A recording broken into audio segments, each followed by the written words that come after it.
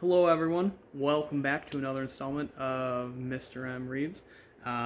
Today, I will be continuing the story of Scooby-Doo and the Frozen Giant. We are on Chapter 5 today, and I believe we left off with the Mystery Gang going out and looking to help some of the new friends that they made in town, as well as uncover the mystery of the ice giant. Alright, so here we go. The first thing we need to do is look for clues, Velma said. She adjusted her glasses, watching as Lynn Johnson snowshoed back into the woods. We have to figure out where that giant came from, and where it took Sabrina. Or actually, Shaggy said, the first thing we need to do is follow Isabella Hooperman over to Hooperman's resort. Like, didn't you hear her say there would be hot chocolate and cookies on the lodge? Scooby nodded. Rookies! Scooby, Shaggy, the frozen giant kidnapped someone, Daphne scolded, and all you can think about is cookies? Like, I was just thinking I don't want to be the giant's next meal, Shaggy said. He looked awfully hungry. Actually, Velma said, there are some things about that so-called giant that seem awfully suspicious. Take a look at this. Everyone hurried over to Velma. She was studying tracks in the snow.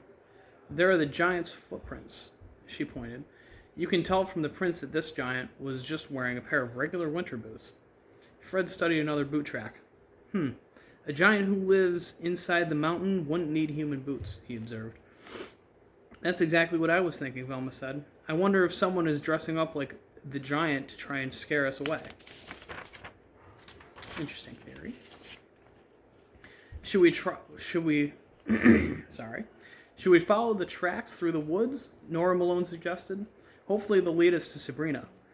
Fred nodded. That's a great idea. Keep your eye out for clues, gang. We might see something along the way. Nora led the gang through the frozen woods. They followed the giant's tracks through the snow. The caves are right up ahead, Nora said, pointing to dark mounds that stuck up out of the ground. As they walked toward the caves, the giant's tracks became harder to follow. Fresh snow had blown over them, and soon they lost the giant's trail completely. I think we've hit a dead end, gang, Fred said. Hey, look over there, Daphne called, pointing to something bright glinting in the snowbank. Scooby slipped his head behind Shaggy's puffy down jacket to hide. Brian? He asked. No, Scooby, it's not the giant, Velma said. She shook her head. It's just red glitter. It looks a little like paint. She bent down to study it more closely. That's another great clue, Daphne. And look, here's another footprint. The giant must have come this way. Listen, Nora cried out suddenly. I hear someone calling for help. I wonder if it's Sabrina. We should split up so we can find her faster, Fred suggested. Daphne, Nora, and I will look inside that cave over there. He pointed to the entrance of the ice cave about 15 feet in front of him. Scabby and Scooby, Shaggy, and I will look in there. Velma pointed to the dark, icy mouth of the cave a few feet to their left. It looked cold and scary. Daphne nodded. Let's all meet right back here in a few minutes. Everyone except Scooby and Shaggy started into the caves. After you, Scooby-Doo, Shaggy said, stepping out behind Scooby. Row, rafteroo, Scooby said, prancing through the snow to hide behind Shaggy. Oh, come on, I'll go first. This way, guys, Velma called. She motioned for Scooby and Shaggy to follow her as she strode into the dark cave. Scooby and Shaggy reluctantly followed. I'm surprised they didn't have to get Scooby snacks out for that. Inside the cave, it took a minute for their eyes to adjust to the darkness. When they finally did, they could see gleaming icicles hanging from the roof of the cave. The ground beneath their feet was slick with ice and snow. Suddenly, Velma slipped. As she fell, her glasses flew off. Jinkies, I lost my glasses, she cried, feeling around on the ground in front of her.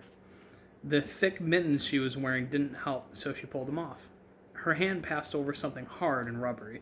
Then she felt something cold and icy under her bare hand. Hey, Velma, Shaggy called from the other side of the cave. Like, I found your glasses. They slid all the way over here. Velma stood up and found herself face to face with a frozen giant. Okay, looks like that's the end of our chapter for today. I would like to thank everyone for following along. showing your support from home. I know these times have been very tough, but we're doing the best we can. All right. Well, I'll see everyone next week. Stay healthy, stay happy, and see you later.